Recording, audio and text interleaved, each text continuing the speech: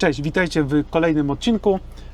Dzisiaj temat techniczny, naszych 6 sposobów na znajdywanie miejscówek, z których korzystaliśmy podczas naszej już rocznej podróży z Polski do Tajlandii. Są to zarówno aplikacje, albo jakieś takie sposoby poza aplikacjami, które pozwalają nam tutaj znaleźć miejscówkę do spania. Ok, więc przejdźmy do działania, nie przedłużajmy. Będę pokazał to na komputerze. Pamiętajcie, że tutaj jestem w stanie na komputerze pokazać, natomiast te aplikacje, które będziecie teraz za sekundę widzieć, są dostępne na telefon, więc na telefonie jakby głównie z nich korzystamy. Na desktopie to pokazuję tylko i wyłącznie po to, żebyście mogli tutaj zobaczyć poglądowo mniej więcej jak to wygląda. Natomiast głównie działamy na telefonach, jak większość osób. Dobra, przełączam ekran. Mam nadzieję, że będzie wszystko dobrze widać. I dobra, mamy to. Aplikacja iOverlander. Jest to aplikacja, która w Europie może nie każdy ją zna, ponieważ głównie korzystają z niej osób, przynajmniej z tych, co znam, korzystają głównie właśnie w trakcie dłuższych podróży, ponieważ jest to aplikacja, program bardziej rozbudowany. Ma zdecydowanie dokładniejsze punkty i nie tylko miejscówki do spania, do poboru wody, ale także miejsca właśnie, przejścia graniczne przede wszystkim, czego tutaj w Europie powiedzmy nie trzeba aż tak bardzo się nad tym skupiać, nad tym tematem. Natomiast tutaj przejścia graniczne, to jest czasami proces zdecydowanie dłuższy i bardziej skomplikowany. Aplikacja, program bardziej wykorzystywany w Stanach. Zobaczcie, w Stanach mamy 68 000 punktów. Tak dla porównania w Polsce mamy 670 punktów, więc żeby nie skłamać, 100 razy więcej punktów jest w iOverlander w Stanach niż w Polsce. W Południowej Ameryce też niczego sobie, Brazylia 17 000, Meksyk 18 000, Afryka też znajdą się kraje, które mają RPA na przykład 4600, zatem jest ta aplikacja rozbudowana. W Azji też, aczkolwiek nam w zupełności wystarczała, więc pomyślcie sobie, że w tych krajach typu Stany tych miejscówek będzie parę razy więcej niż na przykład w Azji, gdzie tak czy siak dla nas to było wystarczające, ta ilość punktów. W Tajlandii jest 1000 punktów, tak? Więc w Polsce 670, w Tajlandii 1000, więc nie aż tak dużo, nie aż tak dużo więcej jak w Polsce, a kraje są, tak na oko mówiąc, podobnej wielkości. Tak więc jak ta aplikacja tutaj wygląda, jeśli chodzi o punkty, czyli o to, co tak naprawdę tutaj większość osób chciałaby z tego korzystać. Pozwólcie, sprawdziłem, czy wszystko się nagrywa, bo na innym laptopie je robię. Mamy Bangkok, my jesteśmy teraz na południu, jesteśmy na Koh Landzie, to jest ta wyspa i zobaczcie, jak to wygląda. Mamy tutaj restaurację. Zazwyczaj najczęściej korzystamy z punktów zielonych, czyli miejscówek do spania. Najbardziej lubimy te miejscówki z księżycem, które oznaczają w większości praktycznie za każdym razem darmową miejscówkę. Te miejscówki tutaj z budynkiem, to jest jakieś tam jakiś parking, jakiś publiczny park, więc takie już bardziej trochę zabudowane, ale też często darmowe. No i kempingi, tutaj z tym namiocikiem, tak jak tutaj na południu. Teraz jesteśmy w pośrodku aplikacji wyspy Koh Lanta. Znaleźliśmy tą miejscówkę w inny sposób niż ta aplikacja wspomniana, ale byliśmy tutaj właśnie na południu, na parkingu, przy restauracji Kung Fu. Ci, co oglądają kanał bacznie, to powinni kojarzyć to, w którym odcinku było powiedziane. Zapewne ostatnim. I Kung Fu Bar, tutaj sobie poszliśmy. Często są zdjęcia, są informacje, co jest dostępne. I też właśnie przygotowana jest ta aplikacja pod działanie offline. Teraz w tej nowej wersji, bo nie mówiłem jeszcze, jest wersja iOverlander 1, która od paru dni nie działa. Jest iOverlander 2, nowa wersja, która teraz jakby producenci tej aplikacji, programu kazali już przejść na nowszą wersję, ponieważ starsza wersja, myślę, że mogła mieć z 15 lat nawet, 10-15 lat, a pewnie na początku to była jako aplikacja desktopowa, później jako urządzenie mobilne, więc od 10 lat, myślę, była w niezmienionej wersji, i podjęli kroki, żeby trochę to zmodernizować tę aplikację, bo tam były duże jakieś wady techniczne. Aczkolwiek są zwolennicy tej starszej wersji, nowszej, są jakieś tam jeszcze sprzeczki, ale aplikacja tak czy siak jest warta ceny i tak jak na przykład w Tajlandii teraz korzystamy już parę miesięcy, no to na jeden kraj można sobie ściągnąć mapę offline, a jeśli się chce ściągnąć do kolejnych krajów, trzeba już zapłacić, więc no, takie jest ograniczenie w nowszej wersji, jeśli chodzi o mapy offline. Tak samo pobiera to jakieś tam zdjęcia w takiej, powiedzmy, podstawowej jakości, więc można korzystać z aplikacji offline, tak jak w tych krajach, no nie mamy zawsze roamingu, nie zawsze są karty SIM od razu kupione, więc jest to mega przydatne, jeśli można by sobie offline działać. Oprócz noclegów oczywiście mamy inne punkty poboru wody między innymi, restauracje, no ale są takie rzeczy właśnie jak promy, to też jest nowość, są też gaz, tutaj punkty gazu, tu jakieś wykrzykniki, jak nie wiem, jakaś policja, która chce tam powiedzmy wziąć w łapę pieniądze, to też często można tutaj znaleźć takie informacje. I na przykład to, co właśnie często korzystamy w przypadku Tajlandii, no to są właśnie Customs House, czyli urzędy celne, czyli to jest właśnie ten pan urzędnik, który akurat w tym miejscu nam mega pomógł, bo dostaliśmy przedłużenie auta, tak zwany tip na 2 kolejne miesiące. Więc tak to wygląda. Mamy też jakieś kantory i tak dalej. No i też właśnie to, co jest chyba najważniejsze, najbardziej tutaj nam pomaga, no to są relacje osób, które pokonują przejścia graniczne. I dla przykładu tutaj odpalimy sobie przejście Tajlandia-Kambodża na samym południu przy wyspie Koh Kong. Samo przejście graniczne ma inną nazwę i często są 2 punkty przy przejściu granicznym po stronie powiedzmy tajskiej i po stronie kambodżańskiej. Tu to jest tylko jeden punkt, widocznie ta granica jest bardzo blisko siebie i zaznaczyli tylko jeden punkt. No i można sobie tu kliknąć, są informacje, czy granica była łatwa, jakie dokumenty, czy coś się zmieniło, na co zwracać uwagę, jakie są opłaty, więc bardzo dużo się dowiedzieliśmy z tej aplikacji i polecamy ją każdej osobie. Tutaj no, najważniejsza aplikacja, myślę, że w trakcie tej całej podróży po Google Mapsie może też tutaj, bo Google Maps też nie zawsze fajnie działało, a Overlander zawsze tutaj powiedzmy był przydatny i no, dziękujemy, że ta aplikacja jest, bo jakby tej aplikacji nie było, no to dużo informacji, przede wszystkim na granicach byłoby dużo trudniej i trzeba było powiedzmy pocztą pantoflową dowiadywać się, co na danej granicy jest trudnego, albo czy dana granica jest prosta, czy trudna. Zobaczmy jeszcze Bangkok, może tutaj jakieś punkty wyjdą, są też punkty napraw auta, to też dosyć istotna sprawa, bo auta się niestety psują. Co jeszcze tutaj mamy? Coś ciekawego, jakieś parkingi, tu jakieś papiery, a na przykład jakieś ubezpieczenie, też informacja odnośnie przechowywania auta, to też na przykład za 1500 batów, za 180 zł można odstawić auto na miesiąc. 180 zł to dobra cena, można sobie odpalić good place for long life parking, the place is covered and have a camera for security. I tutaj było to rok temu tutaj w jakiś sposób potwierdzone. Nie będę klikał, żeby osobne okienko się tutaj nie wyświetlało, zatem tak to wygląda. Aplikacja niczego sobie, polecamy ją każdej osobie. Druga aplikacja to aplikacja Park4Night. Myślę, że tutaj zdecydowanie bardziej znana niż aplikacja iOverlander, natomiast w przypadku dalszych podróży, jak sobie zobaczycie, tutaj jesteśmy teraz na poziomie Tajlandii, to tych punktów tutaj można naliczyć może góra kilkadziesiąt. Więc tak naprawdę poza Gruzją, już później jak przejeżdżaliśmy przez Turcję i Gruzję, to już ta aplikacja tutaj działała coraz gorzej, tych punktów było bardzo mało. Natomiast bywały takie sytuacje, jak załóżmy byliśmy w Kirgistanie, Biszkek, stolica, gdzieś tutaj, mam nadzieję, że zaraz się ten internet jakoś tutaj podłapie, Biszkek, search this area, tak, mamy to, search this area i tutaj na przykład parking w centrum Biszkeku, przy samym placu centralnym, z tego co pamiętam, jeszcze sprawdzimy dokładniej, to było chyba to. Tak, no, korzystaliśmy z tego punktu. Na Overlander nie było żadnego punktu w centrum, były tylko tam na obrzeżach.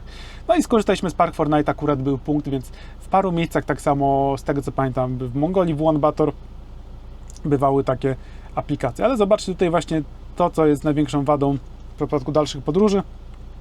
Nie ma na aplikacji iOverlander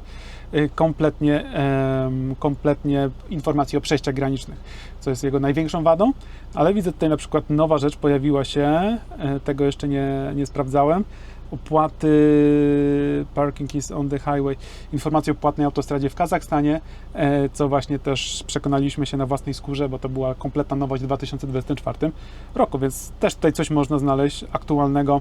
Natomiast Park4Night niestety, ale zdecydowanie przegrywa z aplikacją iOverlander, a sama aplikacja działa bardzo, jakby to można powiedzieć, szybko, intuicyjnie, więc woleliśmy aplikację Park4Night, natomiast iOverlander ma zdecydowanie więcej treści i mimo, że ta starsza aplikacja była bardziej, jakby to powiedzieć, archaiczna, nowa już jest zdecydowanie bardziej intuicyjna, aczkolwiek ma jeszcze błędy, natomiast nie ma tej innej opcji. iOverlander wygrywa przez to, że jest po prostu więcej treści od takich podróżników długodystansowych, tak jak my to próbujemy robić. Dobra, to mamy to, dwie aplikacje, iOverlander, Park4Night i trzecia aplikacja z dedykacją w kontekście Chin. Tego myślę, że nikt z Was nie zna, więc myślę, że to może być dla Was fajna ciekawostka. Przechodzimy, jest to aplikacja, która jest jakby odpowiednikiem, chiński odpowiednik iOverlander. Za cholerę nie wiem, jak się to mówi, natomiast wziąłem sobie tutaj ściągawkę, mam notatnik, nie wiem, czy będziecie widzieć. Samodzielna, te pierwsze 4 znaczki, które mamy w tym oto miejscu, oznaczają, proszę Ciebie, proszę Was, samodzielna jazda z przyjaciółmi, wymowa WUJIA. Pewnie źle wymówiłem, tak jak strona internetowa. Myślę, że ten link podrzucę gdzieś tam, natomiast nie ma polskiego odpowiedniego tej nazwy. Na Android i na iOS-a dostępna. Super aplikacja w Chinach, rewelacyjna. Tak jak w iOverlander jest bardzo mało punktów w Chinach, tak samo tutaj dopiero tę aplikację odkryliśmy pod sam koniec pobytu w Chinach. Ktoś nam w jednej z ostatnich miejscowości, bodajże Kunming, podszedł do nas na parkingu i mówi, że on też ma kampera albo tam, nie wiem, ma po prostu namiot i jeździ, zwiedza Chiny w taki sposób i mówi, że jest taka aplikacja, pokazał nam i my ją ściągnęliśmy. Sama nasza przewodniczka w Chinach nie powiedziała o tej aplikacji, pewnie nie chciała, żebyśmy się rozjeżdżali poza ten parking, który był wyznaczony, ale jak później zobaczyliśmy tych miejsc w tej aplikacji WUJIA, jest bardzo dużo i podczas jednej z ostatnich nocy w Chinach odłączyliśmy się od grupy i wzięliśmy sobie właśnie parking z tej aplikacji i było naprawdę super i to działało. Niestety trzeba tą aplikację tłumaczyć, za każdym razem robić zrzuty ekranu, ponieważ jest tylko i wyłącznie po chińsku i nawet teraz ostatnio próbowałem ją uruchomić, ale miałem problem, nie wiem, czy to wina, że już mam wyjętą kartę SIM z Chin, ale aplikacja jest na Chiny rewelacyjna i teraz jakbyśmy jechali jeszcze raz przez Chiny, jest też taka opcja, ale nie wiemy, mamy 4 opcje teraz, co po Tajlandii robimy, to na pewno będziemy z niej korzystać, żeby można znajdywać dużo ciekawsze miejsca niż jakiś parking w centrum miasta. Natomiast poza Chinami też działa, bo jeszcze w Laosie udało mi się tą aplikację odpalić i też w Laosie parę miejscówek odnaleźliśmy, ale już jest zdecydowanie mniej, więc ta aplikacja jest dedykowana tylko i wyłącznie pod Chiny.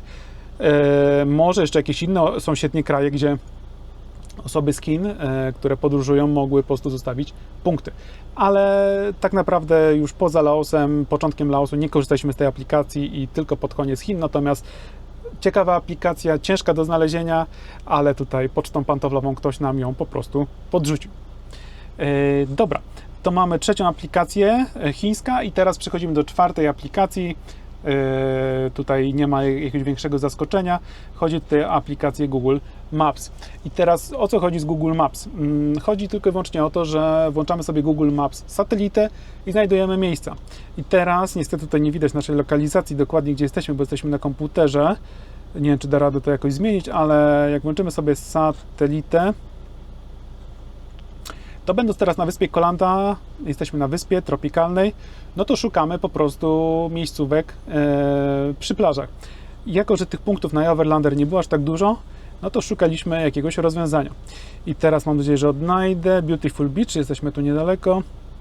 I właśnie tutaj ten punkt, który teraz widzicie tutaj na aplikacji iOverlander jest, nazywa się On the Beach, jest płatny i powiedzieliśmy sobie, dobra, poszukamy sobie miejsc i zobaczcie, teraz tak naprawdę rozważaliśmy opcję tutaj, tam gdzie taka dróżka jest widoczna tutaj i po prostu patrzymy, podjeżdżamy sobie do głównej drogi, podjeżdżamy sobie powiedzmy do tego punktu, mam nadzieję, chyba że 2 razy zaznaczę, będzie lepiej widoczne i próbujemy sobie później odbić w lewo i patrzeć, czy ta droga jest po prostu przejezdna. I wyobraźcie sobie, że tutaj nie każda droga była przejezdna, ale załóżmy tym miejscu, gdzie byliśmy, tutaj niedaleko sklepu 7-Eleven, z tego co pamiętam, tu jest 7-Eleven, tu jest 7-Eleven, jest 7-Eleven, czyli odpowiednik Żabki. I w tym miejscu, tutaj gdzie pokazuję, widzieliśmy, że jest jakaś droga i dojechaliśmy właśnie tą drogą tutaj, koło pięknych palm. Tu pojechaliśmy, patrząc z tej strony w lewo, i tutaj miejscówka bardzo ładna. Niestety deszcz padał i wyjechaliśmy, ale tutaj no, przy samej plaży za darmo jakieś były tutaj rybackie sieci, ale nie było cienia niestety, więc zrezygnowaliśmy, jeszcze deszcz padał i pojechaliśmy dalej. No, ale nie poddaliśmy się, pojechaliśmy dalej i zobaczcie, kolejna dróżka widoczna tutaj z tego miejsca. Skręciliśmy tutaj, obok tutaj jakiejś restauracji. Jechaliśmy sobie tutaj pięknie i właśnie w tej miejscówce, co teraz pokazuję, jesteśmy idealnie pod tym drzewem po lewej stronie. Mamy cień i do plaży mamy 10-20 metrów, jeśli jest odpływ, bo mamy odpływy. Więc po prostu odpalamy sobie Google Satelitę i próbujemy takimi chłopskimi metodami szukać sobie, czy ta droga, którą widać na Google Satellite, albo jakiś żółty obszar, nie wiem, jakieś składowisko może czegoś, może jakiś po prostu duży parking, czy jest dostępny, czy jest zamknięty, jaka sytuacja. Więc w taki sposób sobie tutaj właśnie zrobiliśmy taką fajną geograficzną zagwozdkę. Tutaj jeszcze szukaliśmy, pamiętam, myśleliśmy o tym terenie, w tym miejscu tutaj, gdzie tych dużo palm jest. Próbowaliśmy wjechać z północnej strony, nie dało rady. Próbowaliśmy wjechać z południowej strony, nie dało rady. I dodatkowo też czasami, jeśli jest możliwość, to dorzucamy także satelitę, tak? Ten Street View, nie satelitę, tylko Street View. Więc tutaj też w taki sposób sobie czasami się ratujemy, że nie tylko Street View, nie tylko Google Satelita, ale także Street View.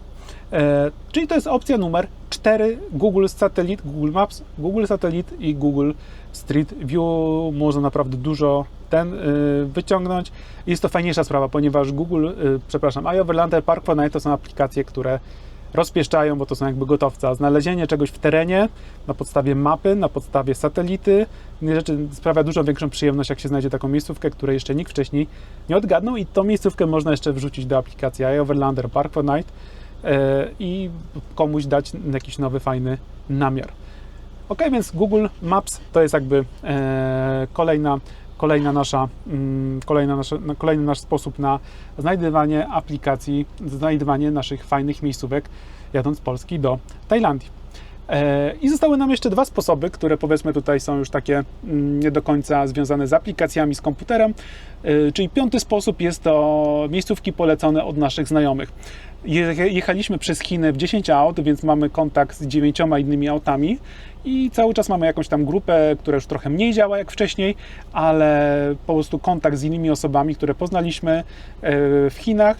Te osoby z Chin też znały inne osoby, które jechały, nie wiem, miesiąc wcześniej albo jechały miesiąc później, więc tych kontaktów nie tylko mieliśmy, jakby to powiedzieć, z samej grupy, ale też mamy osoby, które poznaliśmy na przykład przed wjazdem do Tajlandii albo po wjeździe tuż do Tajlandii, więc mamy kontakty do różnych osób. Poznaliśmy też osoby u pana Davida Goodchild, który mieszka w Pad Thai. To jest taki pan, który pomaga od praktycznie 10 lat wjeżdżać osobom do Tajlandii, znajdywać właśnie otwarte, w cudzysłowie, granice dla aut, i tam też poznaliśmy dwie ekipy, powiedzmy, czy 3, już nie pamiętam. I te kontakty wymieniamy się za każdym razem WhatsAppami, ponieważ właśnie tutaj ktoś ma też psa, no to wymieniamy się informacje odnośnie psa. Ktoś chce jechać, nie wiem, do Australii, to też się wymieniamy informacjami, więc no mega przydatna informacja, ponieważ mega przydatne są właśnie poznawanie nowych kontaktów, ponieważ ta wiedza, którą mamy, to jest bardzo niszowa. Jej nie znajdziesz w Google'ach, na iOverlander znajdziesz, a czasami to jest jeszcze taka wiedza jeszcze bardziej rzadsza, którą nie każdy chce opisywać. Tak samo przejścia graniczne w kontekście Tajlandii, nie wszystkie osoby chcą wpisywać właśnie do aplikacji iOverlander, ponieważ jak się sprzeda informację, że to przejście jest otwarte w danym momencie, dużo osób się dowie i nagle pojedzie, nie wiem, 10 samochodów i zamkną tą granicę, bo za dużo samochodów wjeżdża, więc nie każdy chce się dzielić tak wszystko, informacją rzucać w sieć, w jakieś grupy WhatsAppowe, Facebookowe, tylko po prostu próbuje to zatrzymać dla siebie i tam właśnie w konwersacjach jakichś prywatnych dzieli się takimi informacjami, żeby to nie poszło w większy eter, jeśli powiedzmy jest jakieś ryzyko że coś się wydarzy, że właśnie za dużo będzie osób przejeżdżać przez dane miejsce albo za dużo osób odwiedzi daną miejscówkę. To jest 5. sposób, kontakt z innymi osobami, które poznaliśmy w drodze.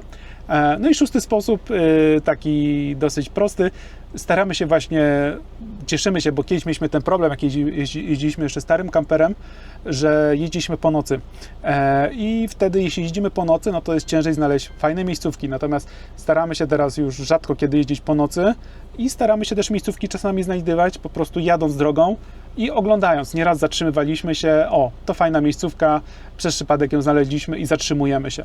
Więc jazda właśnie nie tylko w nocy, ale przede wszystkim w ciągu dnia, żeby zaczynać w miarę wcześnie dzień, co nam się teraz nie udaje w Tajlandii, ale w trakcie poprzednich miesięcy, jak jeszcze zanim do Tajlandii wjeżdżaliśmy, to wstawaliśmy wcześniej i staraliśmy się po 18 już nie jeździć, żeby tą miejscówkę 17, 18 najpóźniej znaleźć, ponieważ za widoku łatwiej znaleźć daną miejscówkę i czasami znajdujemy takie rzeczy, których nie da się znaleźć w żadnej aplikacji, ani nikt wcześniej ze znajomych nie oglądał jej i może to mieć zdecydowanie fajniejsze jakieś tam walory i też sprawia to przyjemność, tak jak w przypadku 5. punktu, czyli w przypadku, 4. punktu, czyli Google Maps, gdzie samodzielnie na podstawie geograficznych wskazówek z Google Mapsa znajdujesz miejscówkę, a tutaj bez żadnych pomocy znajdujesz po prostu patrząc za okno i znajdując coś ciekawego. I mamy jeszcze taki awaryjny sposób, tutaj Kasia mi podpowiedziała, więc dogrywam jeszcze na szybko. Awaryjne znajdywanie noclegów. Nieraz bywa sytuacja taka, że ani żaden z tych sposobów, ani iOverlander nie miał żadnych punktów, Park4Night nie miało, Google Satelita, nie wiem, nie było internetu albo nie chciało się nam szukać, nie mieliśmy kontaktów o znajomych i było już ciemno, powiedzmy, więc awaryjnymi sposobami na spanie było po prostu pojechanie na stację benzynową, pojechanie tutaj w tych rejonach, na przykład spaliśmy raz przy granicy z Birmą, przy samej świątyni, zapytaliśmy się mnichów, czy można spać. Nie ma problemu, nawet proponowali nam nocleg w jakiś tam ich, nazwijmy to, domu, mieszkanie, cokolwiek tam mają w ich budynku. Więc awaryjne znajdywanie, no to często właśnie na stacjach benzynowych, przy jakichś świątyniach, takie miejsca bezpieczne, nigdy nie było problemu na stacji benzynowej, żeby ktoś nam zwrócił uwagę. Ogółem w trakcie całego wyjazdu mieliśmy tylko 2 razy sytuację, że nas wyprosili z parkingu i 2 sytuacje były w okolicach Luang Prabang w Laosie. Zatem w trakcie całej podróży nigdy nas nikt nie wyprosił, nie zapłaciliśmy kary za spanie, jest bezpiecznie, nie było nigdy jakichś problemów, tylko 2 razy w Laosie, w Luang Prabang, tam jest jakieś dziwne miasto i okolice, gdzie po prostu 2 razy nas wyprosili, nie tylko nas, naszych znajomych też ostatnio wyprosili, zatem coś tam w tej miejscowości jest dziwnego. Więc taki awaryjny sposób znajdywanie przy parkingach, przy stacjach benzynowych, przy świątyniach, tutaj w przypadku tego regionu świata i też nieraz to spaliśmy w takich miejscach, ale to było akurat za Overlander, spaliśmy też kiedyś przy krematorium, jakimś cmentarzu, nagrobku, ale to akurat było za Overlander, co się po czasie dowiedzieliśmy, zatem może lepiej tego było nie wiedzieć. Ale tak, znajdujemy czasami w sytuacjach awaryjnych miejsca przy stacjach benzynowych bądź świątyniach. Ok, to było naszych 6 sposobów na znajdywanie miejscówek, z których korzystaliśmy w trakcie naszej podróży z Polski do Tajlandii i będziemy z nich korzystać jeszcze w trakcie dalszej podróży. Nie kończymy jeszcze, nie wracamy w tym momencie do Polski, zatem mam nadzieję, że będziemy z tych miejscówek, z tych sposobów korzystać w kolejnych krajach, a Wy będziecie mogli także skorzystać z tych sposobów w trakcie swoich podróży i nie tylko. Zachęcam do obserwowania naszego YouTube'a, za subskrybowania, dania łapeczki, komentarza, żeby ten kanał się rozrastał. Pamiętajcie o Instagramie, też postaram się dać linka, gdzie jest prowadzona relacja od samego początku podróży. Do zobaczenia w kolejnych odcinkach. Pamiętajcie, piszcie w komentarzach, jakie tematy techniczne chcielibyście, żebym poruszał, ponieważ tak jak dzisiaj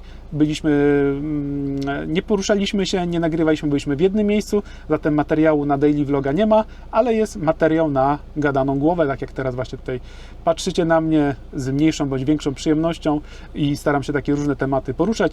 Mamy kolejne tematy, bo niektóre sam będę poruszał, niektóre będziemy z Kasią poruszać. Mamy ze 3 tematy, do których troszkę musimy się więcej przygotować, jakieś zdjęcia, jakieś trasy i tak dalej, więc mamy jakieś pomysły, natomiast jeśli nam podpowiecie, jaki temat by Was zainteresował, to z miłą chęcią będziemy starać się brać to po prostu pod uwagę. Dzięki i do zobaczenia w kolejnym odcinku. Pa, pa!